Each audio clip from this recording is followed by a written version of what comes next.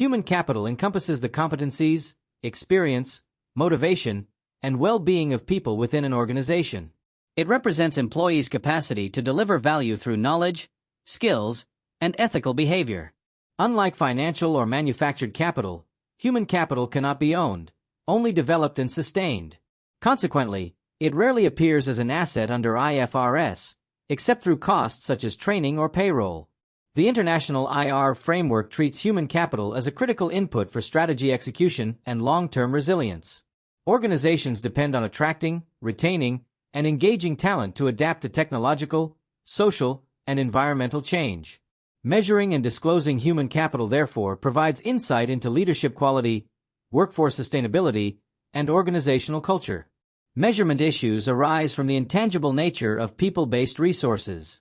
Traditional accounting does not recognize employees as assets, even though they create future economic benefits. Consequently, organizations rely on performance indicators such as employee turnover, training hours, engagement scores, productivity ratios, and diversity metrics. These indicators provide partial insights but lack standardization, making inter-firm comparison difficult. Integrated reports should therefore complement quantitative data with qualitative discussion on leadership development, succession planning, and workforce innovation. This multidimensional approach reflects the organization's investment in people and its capacity to generate value through human capability. Social and relationship capital. Social and relationship capital encompasses the networks, relationships, and trust built between an organization and its stakeholders, customers, suppliers, regulators, communities, and society at large. It reflects reputation, brand value, and social license to operate. Unlike financial or manufactured assets, this form of capital is based on intangible connections that influence long-term success. Measurement challenges stem from the difficulty of quantifying trust and goodwill. Traditional accounting frameworks lack guidance for recognizing these elements, as they do not meet the criteria for identifiable assets under IAS 38.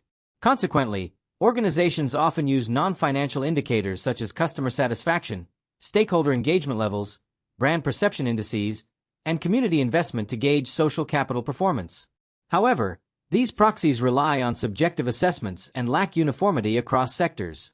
The IR framework encourages narrative disclosures that explain how stakeholder relationships are cultivated and maintained, linking these to strategic outcomes and risk management. Disclosure issues focus on transparency, inclusivity, and authenticity. Integrated reports should describe how an organization manages stakeholder expectations and fosters mutually beneficial relationships that sustain value creation.